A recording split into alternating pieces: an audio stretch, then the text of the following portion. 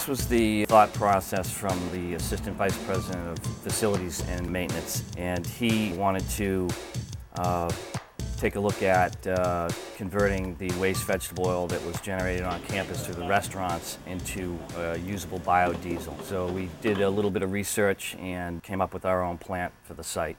Basically what it starts with is the collection of the waste oil from the restaurants on the campus. You can see over here we have these 55-gallon drums that the waste oil gets put into. There's a process that needs to be done up front to determine what recipe, so to speak, that we're going to use for a particular batch of waste vegetable oil.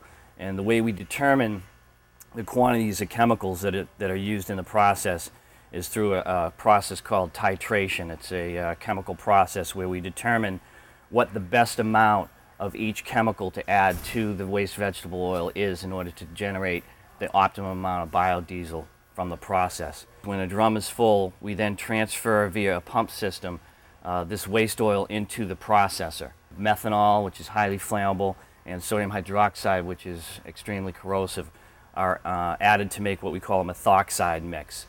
Those in turn are then added to the waste vegetable oil and processed in the reactor. There's a waste generated through the process. We drain the waste glycerol off the bottom and we then transfer the good fuel, the biodiesel, into the settling tank. And we allow any impurities to settle out. Those will be drawn off the bottom of the tank and then they'll be disposed of as hazardous waste. After we allow the biodiesel to settle for a couple of weeks, we then take that final product and transfer it via the same pump system through a filter into the petrodiesel tanks, the standard diesel tanks for using in the equipment. Typically what we're doing is a blend of biodiesel to petrodiesel in different proportions. Biodiesel tends to gel in very cold temperatures, as will petrodiesel.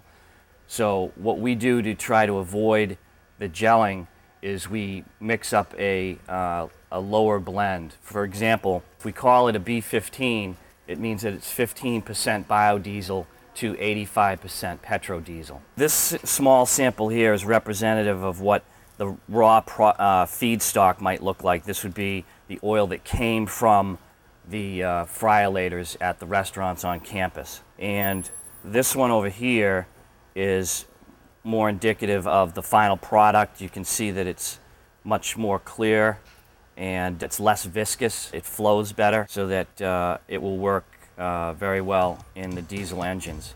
This program was really developed as part of a Green at Babson policy that we have in place now, more of like a culture that we're trying to develop on campus, both backed by the Babson faculty and staff, but also the students as well, whereby we're trying to introduce new ideas that are beneficial to the environment.